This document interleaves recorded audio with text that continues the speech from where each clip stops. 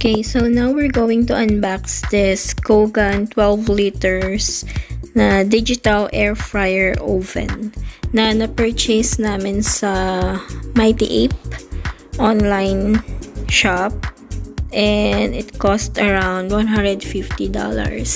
Mabilis lang din naman yung delivery nila, tsaka talagang super safe yung pagkakasealed.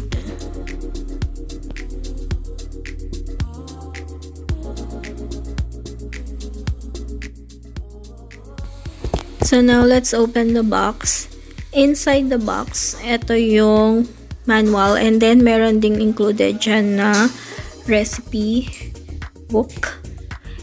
So yan yung meron silang dalawang mesh basket for the it's what you call the crisper trays. Tapos meron ding drip tray. And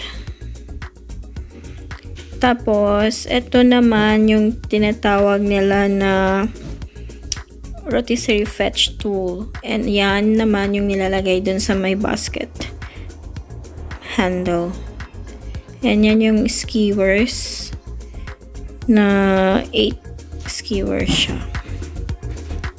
And then inside is the 12 liters 1800 digital air fryer oven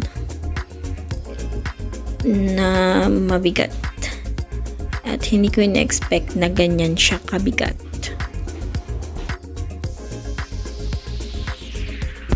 So with this Kogan air fryer oven, you can also do perfectly baked muffins, tender kebabs, and crispy potato wedges with a stainless steel rotisserie baking cage, skewer rack, mesh basket, flying basket, and grills included with this air fryer oven.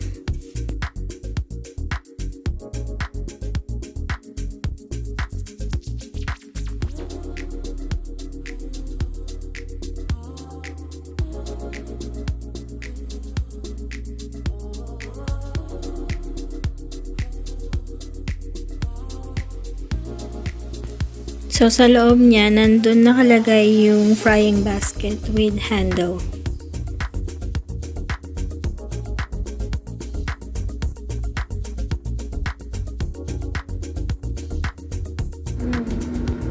So, first try namin is yung fries. Ginamit namin yung round basket.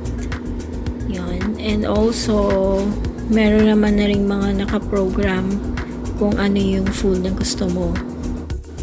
Very convenient itong Kogan air fryer oven na to, kasi madami kang pwedeng iluto sa kanya. Pwede ka rin gumawa ng rotisserie, kebab. Gaya nito, tinry naman namin yung lamb. Tapos yan, roast lamb. Yan. We're using the canola oil. Spray mo siya para medyo juicy. O, diba? So, siya. With this Kogan air fryer oven, you can also bake, fry, grill, roast, barbecue, stir fry, dehydrate, and defrost. So, it's an all-in-one oven fryer.